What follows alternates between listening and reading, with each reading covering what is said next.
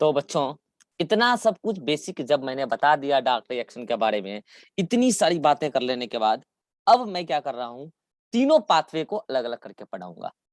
C4 pathway मतलब C3 pathway मतलब C3 Calvin cycle, C4 cycle और कैम पाथवे, और इसी के साथ में आपको फोटो रेस्पिरेशन भी पढ़ा दूंगा। ठीक है, तो आज मैं स्टार्ट कर रहा हूँ C3 साइकिल। C3 साइकिल को C3 साइकिल क्यों बोला पहले इसको समझिए। क्योंकि C3 साइकिल में जो फर्स्ट कार्बोक्सिलेशन के दौरान जो फर्स्ट स्टेबल कंपाउंड बनता है फॉस्फोग्लिसरिक एसिड, जो 3 कार्बन कंटेनिंग कंपाउंड होता है, इसलिए इसको C3 साइकिल बोला। इसी को केल्विन साइकिल कहते हैं। क्यों कहते हैं? इसकी जो पूरी मेटाबॉलिक पाथवे है, इसमें सबसे ज्यादा काम करने वाले साइंटिस्ट केल्विन थे। इसी को ब्लैकमैन्स रिएक्शन भी कहते हैं। ब्लैकमैन साहब का भी इस पाथवे को स्टडी करने में बहुत बड़ा योगदान रहा है। इसी को डार्क रिएक्शन भी कहते हैं, क्योंकि आपको पता है कि ये डायरेक्टली लाइट को यूटिलाइज नहीं करता, बस लाइट रिएक्शन के प्रोडक्ट को यूटिलाइज करता है। इन डायरेक्टली लाइट को यूटिलाइज नहीं करता, इसलिए इसको डार्क रिएक्शन कहते हैं। इसी को बायोसिंथेटिक फेज भी कहते हैं। क्यों कहते हैं? क्योंकि इसी में हर प्रकार के ऑर्गेनिक कंपाउंड का सिंथेसिस होता है, जो सेल के प्रोटोप्लाज्म का कंस्टिट्यूएंट्स बनता है।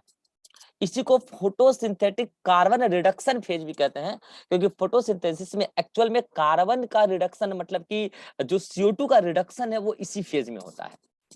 इसी को रिडक्टिव पेंटोज फॉस्फेट पाथवे भी कहते हैं, क्योंकि इस दौरान पेंटोज शुगर का फॉस्फेट एडिशन के द्वारा और रिडक्शन प्रोसेस के द्वारा फाइनली जो है RUBP मतलब जो कि एक प्रकार का पेंटोज शुगर है, उसका क्या होता है, रिडक्शन भी होता है और उसका फॉस्फोराइलेशन भी होता है। इसलिए उसको रिडक्टिव पेंटोज फॉस्फेट पाथवे भी कहते हैं। इसके कई सारे नाम है, सभी नाम का मैंने कारण बताया, मैं फिर से रिपीट कर दे रहा हूँ। C3 साइकिल क्यों कहते हैं? क्योंकि first stable compound 3 carbon containing compound बनता है PGA, इसलिए इसको C3 साइकिल कहते हैं। केल्विन साइकिल क्यों कहते हैं? इस पूरी पाथवे को डिस्कवर करने का काम और मेटाबॉलिक सीक्वेंस को डिस्कवर करने का काम मेल्विन केल्विन साहब ने किया, उनके साथियों ने मिलकर किया है, कोवर्कर्स ने। ब्लैकमैन की रिएक्शन क्यों बोला? क्योंकि ब्लैकमैन का भी इसमें रोल है स्टडी में। डार्क रिएक्शन क्यों बोला? लाइट को डायरेक्टली यूटिलाइज नहीं करती है। बायोसिंथेटिक रिएक्शन क्यों बोला या बायोसिंथेटिक फेज क्यों बोला? क्योंकि इसमें जो हर प्रकार के ऑर्गेनिक कंपाउंड का सिंथेसिस होता है केल्विन साइकिल में, जो ऑर्गेनिक कंपाउंड बनते हैं, जो वो प्रोटोप्लाज्म का कंस्टिट्यूएंट्स बनता है। फोटोसिंथेटिक कार्बन रिडक्शन फेज क्यों बोला? क्योंकि इसी में कार्बन मतलब CO2 का रिडक्शन होता है इसी फोटोसिंथेटिक प्रोसेसेस में। रिडक्टिव पेंटोज फॉस्फेट पाथवे क्यों बोला? क्योंकि पेंटोज शुगर RUBP जो है उसका फास्फोराइलेशन भी होता है यहाँ पे और उसका रिडक्शन भी होता है। अब बच्चों मैं आपको बता दूं, ये जितने भी नाम आपने बोले हैं, ये सब पूरा एक ही नाम है सबका। ये ओवरऑल 3 अलग अलग स्टेप में कंप्लीट होता है। और जो फर्स्ट स्टेप है केल्विन साइकिल का मतलब C3 साइकिल का, the first step is carboxylation. First step is carboxylation and the second step is reduction. Second step is reduction and the third step is regeneration. Third step is regeneration. The question is that carboxylation of what? किसका carboxylation? तो answer is that in Calvin cycle, C3 cycle, carboxylation of RUBP, ribulose bisphosphate. RUBP 5 carbon का compound का होता है carboxylation. Then होता है reduction. Reduction of what? तो देखो एक्चुअल में यह रिडक्शन जो होता है वो होता है reduction of 1313 by PGA bisphosphoglyceric acid. अभी बताऊंगा मैं कि वो कैसे बना। देन एट लास्ट होता है regeneration. Regeneration of what? Regeneration of RUBP फिर से रीजनरेट करना। ये 3 प्रोसेसेस में फाइनली आपको ऑर्गेनिक कंपाउंड भी बन के मिलता है उधर, और फिर फाइनली आपको उधर RUBP का रीजनरेशन भी हो जाता है। अब समय आ चुका है एक एक करके सारे स्टेप को पढ़ने का। तो आप क्या करो, पहले इसका स्क्रीनशॉट लो। इसके लिए एक पेज छोड़ा हुआ है नोट्स में और वो लिखा हुआ नहीं है। तो आप क्या करोगे, रुक जाओ, 1 मिनट रुक जाओ, 1 मिनट रुक जाओ, स्क्रीनशॉट लेने से पहले 1 मिनट रुक जाओ। ऐसे ही आप भी लिखोगे और उसको डब्बे में घेरोगे और उसके बाद लिखोगे कि इट कंप्लीट्स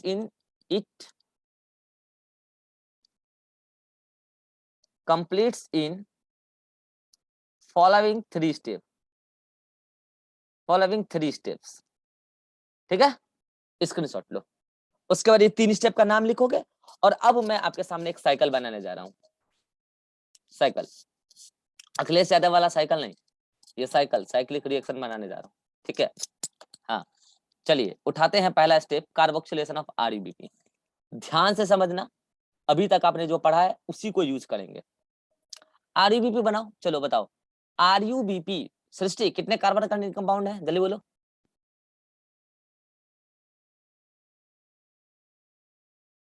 सुन पा रहे हो सृष्टि? आरयूबीपी कितना कार्बन कंटेनिंग कंपाउंड है, जो पूछ रहा हूं वो बताओ। नहीं सुन रहे हो?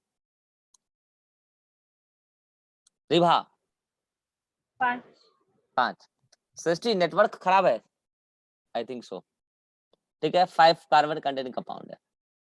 और क्या हो रहा है उसका बोलो, प्रोसेस क्या चलने वाला, पहला स्टेप क्या चलने वाला, कार्बोक्सिलेशन। तो उसके साथ क्या जोड़ दूं मैं?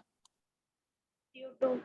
सृष्टि मेरा लैग नहीं हो रहा है, आज तुम्हारा नेटवर्क खराब है, आज तुम्हारा नेटवर्क खराब है, क्योंकि अगर मेरा लैग आज मेरा होता तो रिभा का भी होता फिर, ठीक है।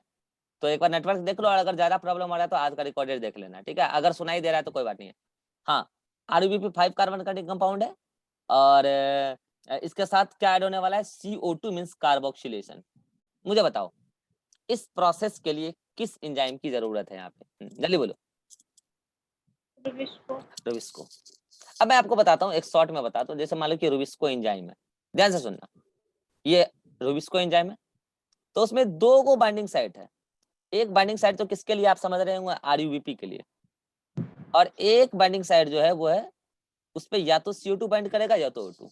तो यहाँ पे क्या बाइंड कर गया, मान लो आरयूबीपी, आरयूबीपी तो बाइंड करना ही है। और यहाँ पे अगर CO2 का कंसंट्रेशन ज्यादा है तो CO2 बाइंड कर जाएगा, O2 का कंसंट्रेशन ज्यादा है तो O2 बाइंड कर देगा, ठीक है जी। क्योंकि CO2 और O2 के स्ट्रक्चर में बहुत ज्यादा डिफरेंस नहीं है, इसलिए सेम बाइंडिंग साइड पे दोनों बाइंड कर सकता है। माइक बंद करो रिवा, सेम बाइंडिंग साइड पे दोनों बाइंड कर सकता है। और फाइनली क्या बन जाएगा, इन दोनों के बाइंड करने के बाद जो कंपाउंड बनेगा, इन दोनों के बाइंड करने के बाद जो कंपाउंड बनेगा वो बनता तो है एक 6 कार्बन कंटेनिंग कंपाउंड, लेकिन वो इमीडिएटली ब्रेक कर जाता है। मैं आपको 6 कार्बन कंटेनिंग कंपाउंड का नाम बोल देता हूं, मैं लिखूंगा नहीं साइकिल में। उसका नाम है 2 कार्बोक्सी 3 कीटो रिबिटॉल बिसफॉस्फेट। 6 कार्बन कंटेनिंग कंपाउंड होता है और वो इमीडिएटली ब्रेक होता है 2 मॉलिक्यूल्स ऑफ फॉस्फोग्लिसरिक एसिड, मतलब PGA, 2 molecules of phosphoglyceric acid, ठीक है जी, 2 मॉलिक्यूल्स ऑफ फॉस्फोग्लिसरिक एसिड। अब समझना ध्यान से, अब इस फॉस्फोग्लिसरिक एसिड का अच्छा यहां तक सुना सुना सुना सुना सुना सुना, यहां तक जो ये प्रोसेस था, ये प्रोसेस यहां तक, ये प्रोसेस था कार्बोक्सिलेशन। यही क्या था, कार्बोक्सिलेशन। फर्स्ट स्टेबल कंपाउंड क्या बन गया, PGA बन गया, यही था कार्बोक्सिलेशन। किस एंजाइम की जरूरत पड़ी यहाँ पे, तो रुबिस्को। आपको पता है कि यहाँ पे रुबिस्को लगा है, फर्स्ट स्टेबल कंपाउंड। और मुझे बताओ कि रुबिस्को 3 कितने कार्बन कंटेनिंग कंपाउंड है, 3 carbon containing compound, 2 molecule of 3 carbon containing compound, Rubisco PGA बन गया, फॉस्फोग्लिसरिक एसिड। अब चलेगा next step, that is the reduction.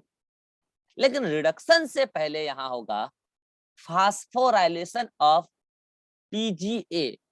अच्छा इसका नाम क्या है, फॉस्फोग्लिसरिक एसिड।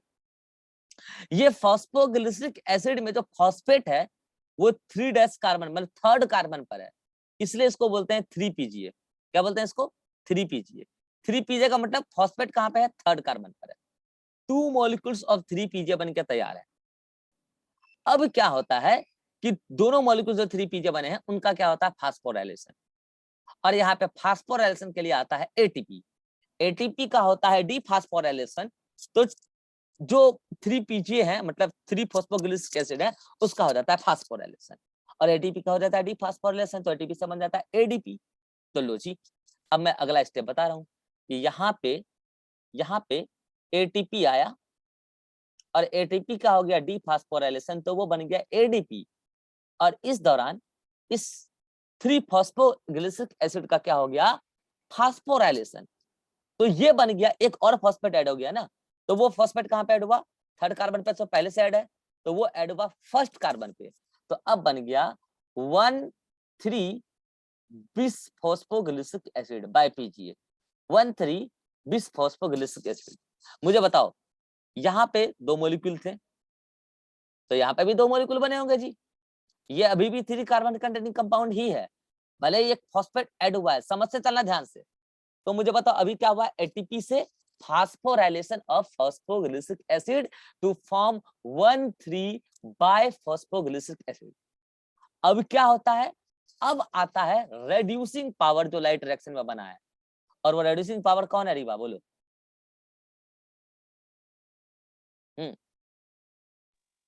अरे क्या बना है रेड्यूसिंग पावर लाइट रिएक्शन में, NADPH2। और ये NADPH2 इस 1,3 बाय PgA का क्या करा देता है, इस 1,3 बाय PgA का करा देता है रिडक्शन। तो बताओ NADPH2 का क्या हो गया, NADPH2 का क्या हो गया, NADPH2 का क्या हो गया, ऑक्सीडेशन। ऑक्सीडेशन। और NADPH2 किस में कन्वर्ट हो गया, NADP में। किस में कन्वर्ट हो गया, NADP। और 1,3 बाय PgA का हो गया रिडक्शन। और इतना तो ऑर्गेनिक केमिस्ट्री में पढ़ा ही होगा आपने, नहीं पढ़ा होगा तो सुन लो कि एसिड का जब होता है रिडक्शन तो बनता है एल्डिहाइड, एसिड का जब होता है रिएक्शन तो बनता है एल्डिहाइड। तो अब वही 1,3 बाय PgA मतलब 1,3 बाय फॉस्फोग्लिसरिक एसिड बन गया 1,3 बाय फॉस्फोग्लिसल्डिहाइड, Al मतलब एल्डिहाइड, मतलब 1,3 बाय पागल बन गया। और कितने मॉलिक्यूल बने होंगे, 2 मॉलिक्यूल जी, 2 मॉलिक्यूल ही चल रहा है अभी तो हमारे। यहाँ पे 2 मॉलिक्यूल NADPH2 यूज हुए होंगे, 2 मॉलिक्यूल NADP बना होगा, यहाँ पे 2 ATP यूज हुआ होगा, 2 NADP बना होगा, 2 मॉलिक्यूल का खेल चल रहा है अभी तो मुझे बताओ कि ये 1,3 बाय PgAl कितना कार्बन कंटेनिंग कंपाउंड है, ये भी 3 कार्बन कंटेनिंग कंपाउंड है, कार्बन में तो कोई छेड़ ही नहीं हो रहा। अब क्या होता है कि इस 1,3 बाय PgAl से एक फॉस्फेट रिमूव हो जाता है। और वो एक फॉस्फेट किस कदर रिमूव होता है, तो वो रिमूव होता है H3PO4 के फॉर्म में। किस फॉर्म में, H3PO4 के फॉर्म में। और ये H3PO4 तुरंत टूट जाता है वाटर और PO3 में। अब इसमें मैं ज्यादा चर्चा नहीं करूंगा, लेकिन आपको इतना हिंट दे देता हूँ, जो फोटोसिंथेसिस के रिएक्शन में बाय प्रोडक्ट में वाटर निकलता था, वो यही वाटर है। अब फिर इसकी मैं ज्यादा इधर चर्चा नहीं करूंगा, क्योंकि बस मैं आपको मुझे इतना बताना है कि एक फॉस्फेट निकलता है किस फॉर्म में, तो इस तरीके से, ठीक है। चलो, तो मुझे बताओ, अगर इस 1,3 बाय PgAl से एक फॉस्फेट निकाल दिया, कौन सा वाला निकाला, फर्स्ट नंबर वाला, तो अब ये क्या बन गया होगा सृष्टि, बोलो। ये 1,3 बाय PgAl से 1 नंबर वाला, ये बन गया होगा 3 बाय PgAl नहीं, 3 PgAl। अब एक ही को ना फॉस्फेट बचा जी, 3 PgAl। कितने मॉलिक्यूल, मॉलिक्यूल तो 2 ही चल रहे हैं अभी। ये भी कितना कार्बन कंटेनिंग कंपाउंड है, 3 कार्बन कंटेनिंग। कितना क्या बन गया अभी तक, PgAl। और यहां तक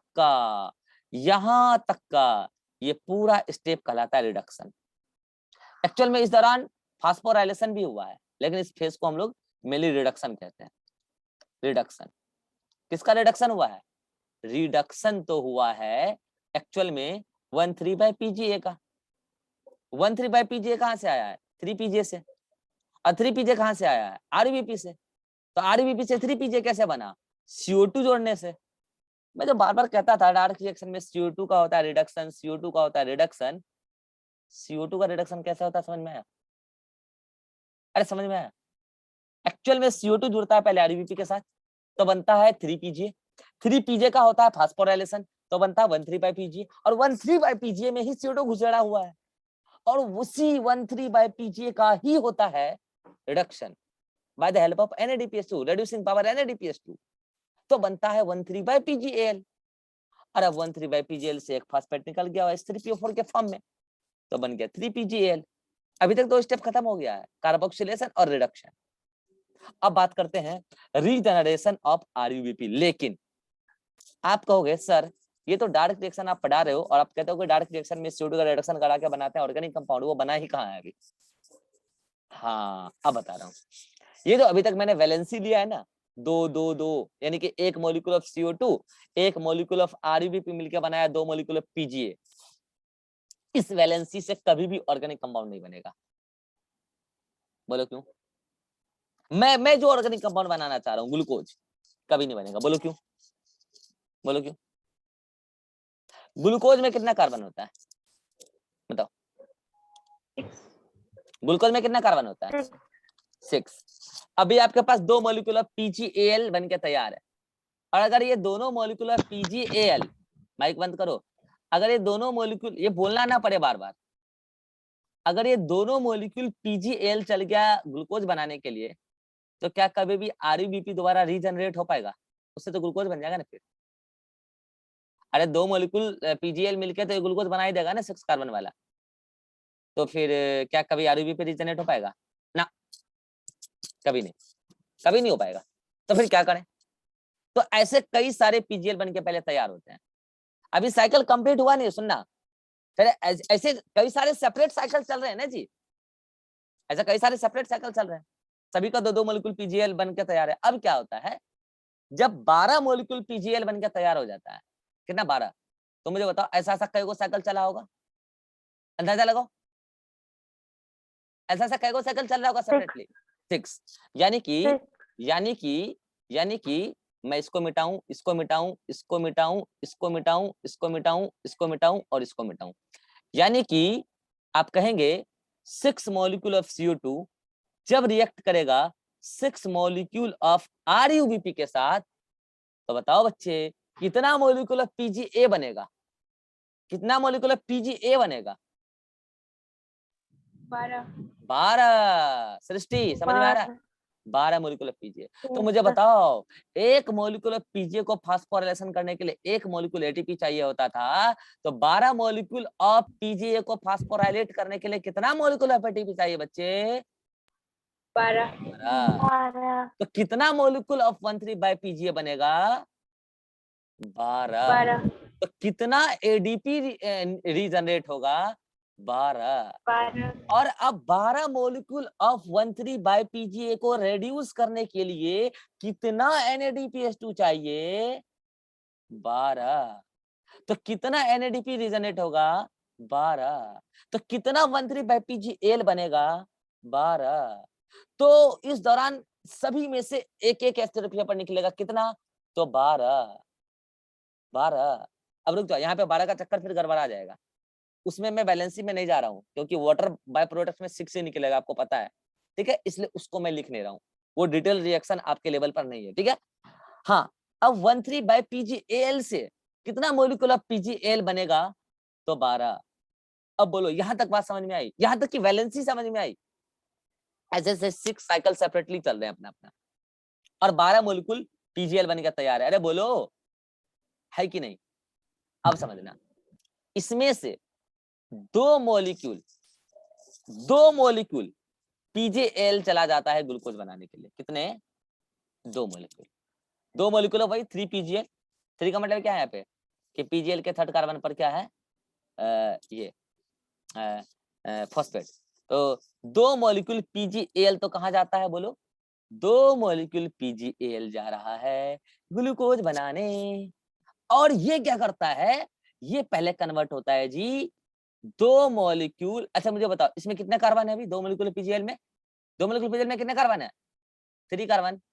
तो 2 मॉलिक्यूल में लगा 6 कार्बन, ये दोनों मिलके बनाता है 1 मॉलिक्यूल ऑफ फ्रक्टोज 1,6 बाइफॉस्फेट।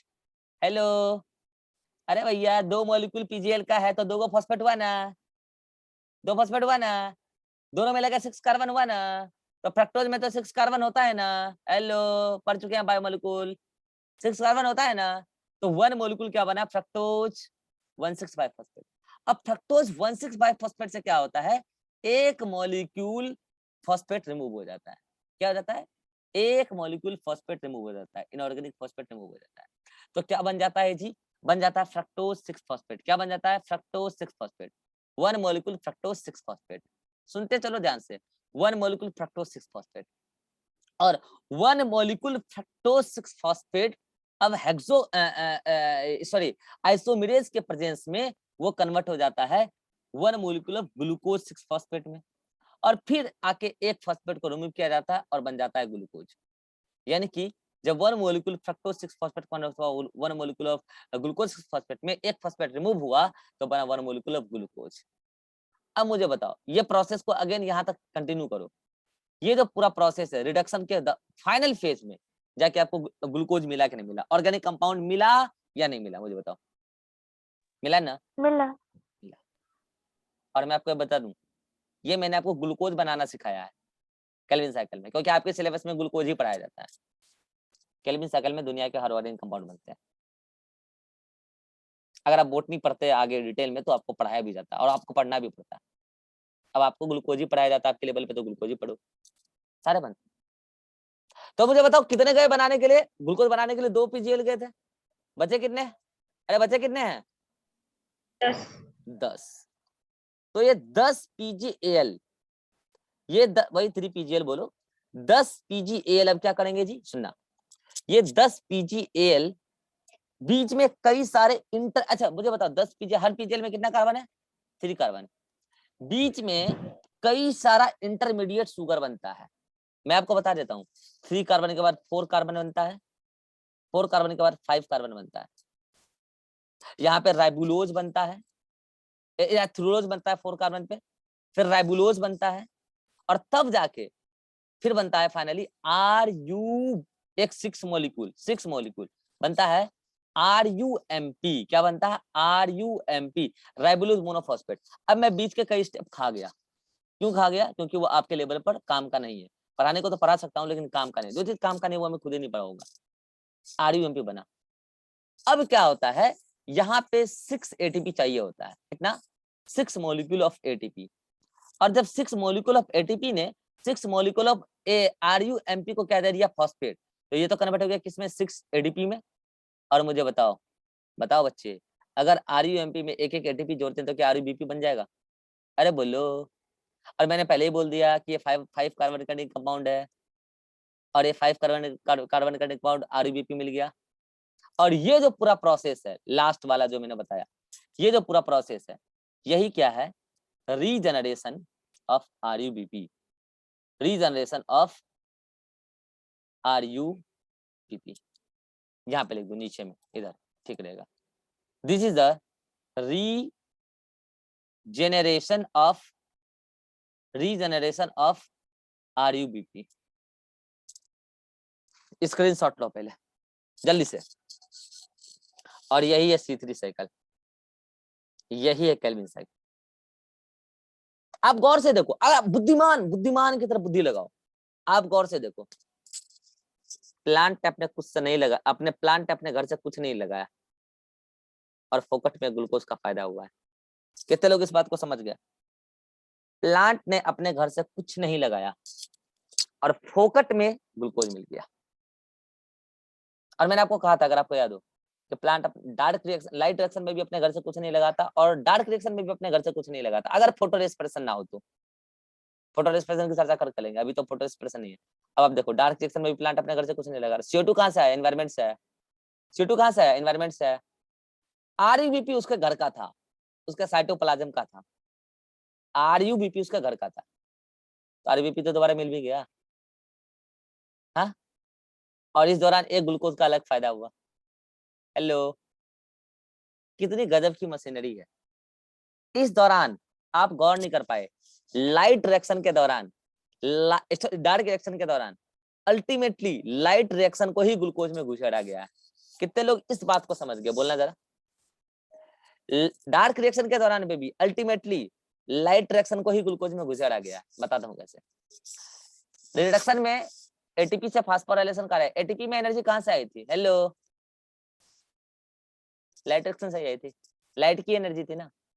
अरे वो फ्री इलेक्ट्रॉन से ATP बना था जी, सोलर लाइट ही थी उसमें, उसी वही एनर्जी थी उसमें। NADPH2 जो बना था वो भी तो लाइट एनर्जी की मदद से बना था, तो लाइट एनर्जी कंजर्व थी ATP NADPH2 में। और आपने 3 PJ का कराया फास्फोराइलेशन, तो ATP की एनर्जी घुसेड़ दी 1,3/PJ में। फिर 1,3/Pg का कराया आपने रिडक्शन, तो NAD+2 की एनर्जी गुजर दी, वो आपने 1,3/PgAl में, फिर फॉस्फेट निकाल दिया, लेकिन फॉस्फेट निकाला किस फॉर्म में, तो H3PO4 के फॉर्म में, तो एनर्जी उसी में। अब उससे फाइनली आपने बनाया ग्लूकोज, एनर्जी वहां पे गुजर दी गई। अब मुझे बताओ किस पूरे प्रोसेस में कितना एटीपी लगा, कितना एटीपी लगा एक ग्लूकोज बनाने में, एक ग्लूकोज बनाने में, मैं एक केल्विन साइकिल की बात नहीं कर रहा, एक ग्लूकोज बनाने में कितना एटीपी लगा मुझे बताओ। 12 6 18, 12 6 18, कितना NADPH2 लगा 12, समझ में आया, अरे समझ में आया, अरे यही मैं आपको रटवाया था पहले और आज मैं समझा चुका हूँ। अभी मैं इस कहानी को यहीं पे रोक रहा हूँ, क्योंकि अभी मैं ज्यादा रायता फैलाऊंगा तो समेट ना पाऊंगा, समय कम है, 11 बजने वाला है, ज्यादा रायता फैला दूंगा तो समेट ना पाऊंगा और आपका माथा हो जाएगा खराब, आपको नींद भी नहीं आएगा। इस रायते को मैं यही समेटता हूँ और कल आते ही मैं रायता बिछा दूंगा और ऐसा रायता फैलाऊंगा कि अगर आप उसको समेट लिए तो फिर आप समझिए कि आप मतलब कि क्या ही बताऊं मैं, आप फोटोसिंथेसिस की गहराइयों में घुसेंगे। अभी नहीं, कल। इससे कई सारे सवाल क्रिएट होंगे, कई सारे क्वेश्चन क्रिएट होंगे, और वो क्वेश्चन आम लोगों की औकात ही नहीं है, उनकी तो औकात ही नहीं है सब क्वेश्चन करने की। आप करोगे कल, चिंता ना करो। इससे कई सारे सवाल क्रिएट होंगे। मैं आपको हिंट दे देता हूँ, एक ग्लूकोज सिंथेसिस में कितना एटीपी का खर्चा हुआ, कितना NAD2 का खर्चा हुआ, तो एक केल्विन साइकिल में कितना खर्चा होगा, तो एक ग्लूकोज बनाने के लिए कितना केल्विन साइकिल चलेगा, और एक केल्विन साइकिल से कितना ग्लूकोज बनेगा, तो एक केल्विन साइकिल में कितना एटीपी का खर्चा होगा, केवल ग्लूकोज बनाने के लिए कितना एटीपी का खर्चा होगा, थ्योरेटिकली एक ग्लूकोज बनाने के लिए कितना एटीपी का खर्चा। अरे कई सारे सवाल बनेंगे, कई सारे मतलब कई सारे, और आपका भेजा खुल जाएगा कल। लेकिन अभी मैं इतना रायता नहीं फैलाऊंगा, कल फैलाऊंगा, मजा आएगा। लेकिन उसके लिए अभी मैं इतनी रात तक ही क्यों पढ़ा रहा हूँ, इसलिए पढ़ा रहा हूँ क्योंकि अगर आपको ये अच्छे से याद हो गया कल के लेक्चर आने से पहले, तो आप कल उस सवाल को दमादम दमादम दमादम करोगे। और अगर ये याद नहीं रहा, अभी सिंपल है, अरे भाई ये सिंपल है, CO2 का RBP के साथ जोड़ो, 3PGA बना, 3PGA का करा दो फॉस्फोराइलेशन, 13/PGA बना, 13/PGA का करा दो रिडक्शन, तो एसिड का रिडक्शन से एल्डिहाइड बनता है, 13/PGL बना, एक H3PO4 निकाल दो तो 3PGL बना, अब उससे वो पूरा उधर निकाल दो, वो ग्लूकोज बना दो फाइनली, और इधर रीजनरेट करा दो, सिंपल है। अब समझना, इस रिडक्शन फेज को ही हम लोग ग्लाइकोलाइटिक रिवर्सल भी कहते हैं, आपने पढ़ा होगा नोट्स में और पहले भी कभी पढ़ा होगा, ग्लाइकोलाइटिक रिवर्सल कहते हैं। कितने लोग समझ गए इस बात को क्यों कहते हैं, कितने लोग समझ गए। आप यहां से लेकर, सुना ध्यान से, आप यहां से लेकर ये पूरा पाथवे देखो, क्या ये आपको ग्लाइकोलाइसिस का रिवर्स नहीं लग रहा। Hello,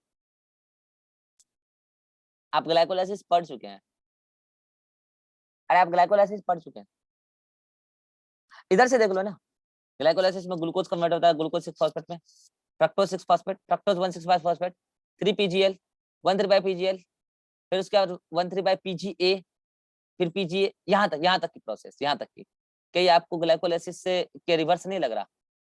that's why reduction phase is also called as glycolytic reversal. समझ में आया सृष्टि रिवा, समझ में आया रिडक्शन को क्यों बोलते हैं ग्लाइकोलाइटिक रिवर्सल। अब इतनी बातों को यहीं पे समेटो, बाकी बातें हम करेंगे नेक्स्ट क्लास में। अभी आप एनसीईआरटी पे मत जाओ, अभी आप क्या करो, इसका स्क्रीनशॉट लो जल्दी से, ले चुके हो क्या, और फिर आप क्या करो, नोट्स को पढ़ लेना। कहां तक तो मैं बता रहा हूं, नोट्स को आप यहां तक पढ़ लेना, बाकी नेक्स्ट क्लास में आते ही सवाल करेंगे दमादम, यहाँ तक पढ़ लेना, यहाँ तक रीजनरेशन ऑफ RBP है ना, तो यहाँ तक पढ़ लेना, बाकी बातें करेंगे हम नेक्स्ट क्लास में। कोई डाउट है सृष्टि रिवा, चलिए मिलते हैं नेक्स्ट क्लास में, बाय।